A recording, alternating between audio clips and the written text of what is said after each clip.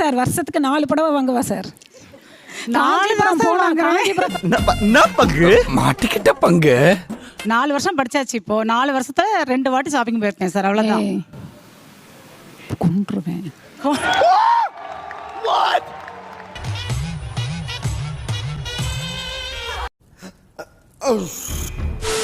உங்கள் அக்கா என்ன திட்டிய போது இவ அக்கா இல்லை என் அம்மா அப்படின்னு தோணுச்சு?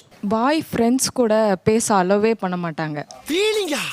என்ன ஃபீலிங்கி? 9 மணிக்கு மேல எவனாவது ஃபோன் பண்ணா அவனையும் வெளுத்துருவேன், ஒன்னையும் வெளுத்துருவேன். நைட்ல நூறு விடலான்னு பாக்குறியாடி? ஓடி போற என்னமெல்லாம் வச்சுக்கிட்ட அப்படியே ஜம்ப் பண்ணி வந்து ஒரே மிதி. அதுல இவங்க போலீஸா இருக்கனால லத்திய வச்சு வெளுத்துருவேன் அப்படின்னு வா. போலீஸா?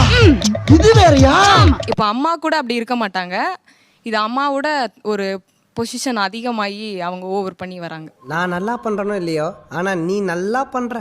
படிப்பு சொல்லி தரப்ப சார், படிப்பு சொல்லி தரப்ப அவ தலையிலேயே நலுக்க கொட்டுவா, நல்லா அடிப்பா. அப்ப நான் பட்ட வேதனை இருக்கே, அந்த வேதனை. பஸ்ல இருந்து வரும்போது சார் டைம் ஆயிடுச்சுன்னா அந்த டைமுக்குள்ள நான் மட்டும் ஆட்டோ ஏறி வந்துடணும். பட் அவ மட்டும் அந்த காசை வேஸ்ட் பண்ணாம ஃப்ரீ பஸ் பிடிச்சி அப்படிதான் ஒரு வழி. அப்ப நான் மட்டும் நான் இழுச்சவாடா சார். எங்க அக்கா எப்படின்னா அதான் திட்டலாம் மாட்டா, எல்லாம் படிக்கணும். நான் ஒழுங்காவே படிக்க மாட்டேன். அதனால என்ன பண்ணுவா, ஒரு முறை தான் முறைப்பா, அப்படி முறைச்சிட்டு அப்படியே மூக்க வெடிச்சிட்டு பாப்பா பாருங்க.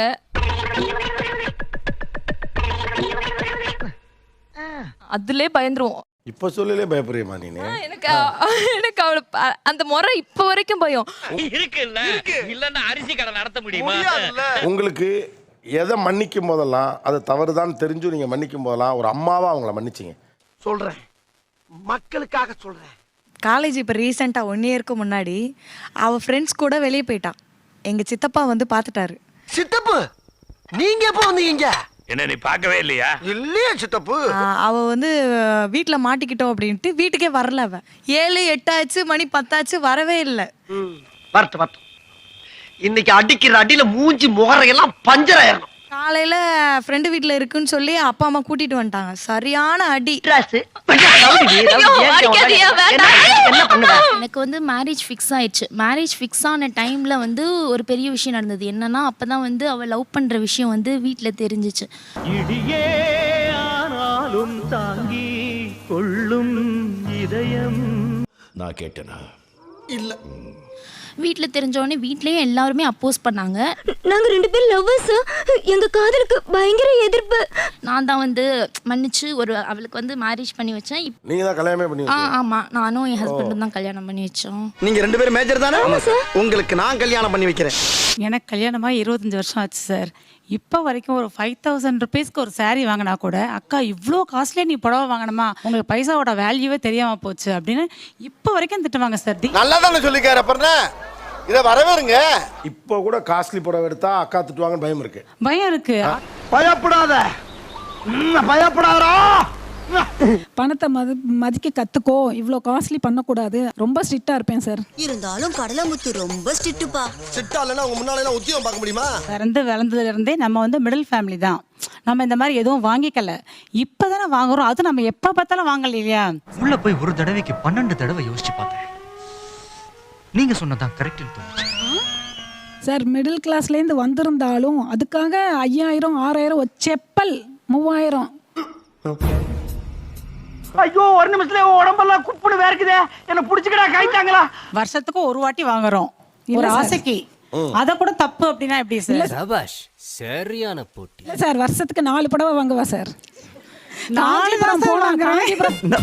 பங்கு மாட்டிக்கிட்ட பங்கு. காஞ்சிபுரத்துல தான் சார் மெடிக்கல் பண்றான். பையனை பார்க்க போறேன்னு போகும்போது பூரா காஞ்சிபுரம் கடை, ஒவ்வொரு கடையா ஏறி இறங்கி வாங்கிட்டு வராங்க. அநியாயத்துக்கு எல்லாரும் நெசத்தை பேசிட்டீங்க. இனி சொல்றதுக்கு ஒண்ணும் இல்ல. 4 வருஷம் படிச்சாச்சு. இப்போ 4 வருஷத்துல 2 வாட்டி ஷாப்பிங் போயிருக்கேன் சார், அவ்வளவுதான். கொன்றுவேன்.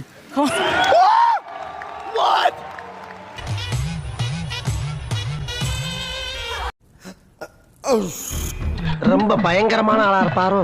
அதாவது ஒரு திங்ஸ் வாங்கினாலே பயமா இருக்கும். எதுக்காக? இல்லைன்னா இவ வந்தோடனே ஒளிச்சு வைக்க வேண்டியதா இருக்கும். அந்த பொருள் வாங்கினதை வீட்டுக்குள்ள எங்கேயாவது போட்டு ஒளிச்சு வைக்கணும், அவ போற வரைக்கும். அப்படி பயம். அதை கொடுத்தது யாரு? நாங்க. மும்பை போனோம். 50,000 இங்க இருந்து கொண்டு போறேன் சார். இவங்க கடை கடையா போய் இதை எடுங்க, இதை கொடுங்க, அந்த ரெட் கலர் புடவை கொடுங்களேன், கொடுங்க. காலேஜில் பிள்ளைகளாம் வாங்குவாங்கன்னு என்கிட்ட சொன்னான். 1 மாதம் அந்த வீட்டில் பொருள் இருந்துச்சு, 2 மாதம் இருந்துச்சு, 3 மாதம் இருந்துச்சு, சேலே ஆகலை. கோவிந்தா கோவிந்தா. ஏண்டா எங்களை இன்னமுமாடா நம்பிக்கிட்டு இருக்க? பல ஸ்கேம் கேள்விப்பட்டிருக்கேன். ஆனா வீட்டுக்குள்ளே இப்படி ஒரு ஸ்கேம், போலீஸை வச்சுக்கிட்டு பண்ற ஸ்கேம் இருக்கே. உங்களுக்கெல்லாம் ஒரு பிரச்சனைனா இந்த எம்எல்ஏ கிட்ட வர்றீங்க. இந்த எம்எல்ஏக்கே ஒரு பிரச்சனைனா யாருக்கிட்ட? அது எப்படின்னா சைஸுமே பெரிய சைஸ் எடுக்கல, எதுவுமே சுடிதார் சைஸ்க்காக எடுத்துருந்தேன். எல்லாமே எம் சைஸ், எனக்கு மட்டும் தான் போடுற மாதிரி இருக்கும். ஓ, நீ அப்படி வரியா? நீ காலேஜ் முடிக்கிற வரைக்கும் அந்த 70 சுடிதார் தான் போட்டுக்கிறீங்க. நீ வேலைக்கு போனாலும் அந்த டாப்பை தான் போட்டு போகணும்னு சொல்லியிருக்கேன் நான். 50,000 ரூபாய் வீட்டுக்குள்ளே ஏமாந்துட்டு இப்போ உட்காந்து விவரம் வேற. இன்னும் பச்சை புள்ளையா இருக்கேடா. பச்சை புள்ளையா? அந்த பொண்ணோட சைஸுக்கே ட்ரெஸ் எடுத்துச்சோ அப்பே நீங்க யோசிச்சிருக்க வேண்டாமா? மறந்துட்டேன். காலையிலயா? சும்மா ஒரு 6 மாசமா. ஆனா காமெடி என்னன்னா, நான் கேட்ட கேள்வி எதுக்கு இன்னமும் அக்கா பார்த்து பயம் அப்படின்னு கேட்டா, உனக்கு ஒரு துளி பயம் இல்லையே. தம்பி போங்க தம்பி, ஊருக்குள்ள போய் காட்டு பாருங்க. என் லைஃப்ல எனக்கு இது கிடைக்கல, ஆனா என் தங்கச்சிக்கு இது கிடைச்சிருச்சு. அதுல எனக்கு ரொம்ப சந்தோஷம். என்ன விஷயம்? ஸ்மார்ட் வாட்ச் கட்டணும்னு ரொம்ப ஆசை சார். இப்போ வரைக்கும் நான் வாங்கலை. ஏன்? ஒரு காம்படிஷன் போய் அதில் வின் பண்ண ப்ரைஸ் பண்ணிடல, அவளுக்கு தான் நான் ஸ்மார்ட் வாட்ச் வாங்கி கொடுத்தேன். எனக்கு போட்டதை விட அவள் போட்டது எனக்கு அவ்வளோ சந்தோஷம். அம்மா, என் பெத்த தாயை ஓவர்டேக் பண்ணிட்டீங்கம்மா, ஓவர்டேக் பண்ணிட்டீங்க. தங்கச்சி ஒரு நாள் ஃபர்ஸ்ட் டைம் சென்னை ஃபர்ஸ்ட் வந்தப்போ ஒரே நாளில் 1000 ரூபாய்க்கு அவளுக்கு ஸ்நாக்ஸ் வாங்கி கொடுத்தேன். எனக்கு சாப்பிட்றத ஒருத்தவங்க எனக்கு வாங்கி கொடுத்து சாப்பிட்றது எனக்கு ரொம்ப பிடிக்கும். ஆக்சுவலா அவங்களுக்கு செய்யறது நீங்க உங்களுக்கே செஞ்சுக்கிட்ட மாதிரி ஒரு ஃபீலிங் இருக்கும் இல்ல? ஆமா சார். இந்த காலத்துல கேட்டாவே ஒரு மனுஷன் தர்றது கஷ்டம், நீங்களாம் வலிக்க கொண்டாந்து தர்றீங்க பாருங்க. உன் பாசம் என்னை நெருக்குகிறது, உன் பிடியை கொஞ்சம் விலக்கிக்கொள். என்ன விலக்கிக்கொள்ளணும்? என்னோட வயசில் பெரியவங்களெல்லாம் அக்கான்னு கூப்பிடுவேன். ஏதாவது ஃபோட்டோஸ் எடுத்தேன்னா அவங்க கூட ஸ்டேட்டஸில் வந்து டுடே ஃபன் வித் மை அக்கா அப்படிலாம் போடுவேன் சார். அதானே உலக வழக்கம். பட் ஆனால் அந்த ஸ்டேட்டஸ் அவள் பார்த்துட்டானா, அது ஏன் நீ போட்ட, என்ன மட்டும் தான், நான் உனக்கு மட்டும் தான் அக்கா, மற்றவங்களாம் நீ அக்கா கூப்பிடக்கூடாது அப்படின்னு சொல்லிட்டு சொல்லுவா சார் என்ன. ஆனா இது புதுசா இருக்குண்ணே, புதுசா இருக்கு. நான் வந்து 12th வரைக்கும் தான் முடிச்சிருக்கேன். எங்கள் அம்மா வண்டி தான் ஒர்க்குக்கு போகிறாங்க. அவங்களுக்கு ஹெல்ப் பண்ணணும்னு சொல்லிட்டு நானும் அவங்க கூட சேர்ந்து ஒர்க்கு போகிறேன். பாவம், யாருக்குமே இந்த நிலைமை வரக்கூடாது.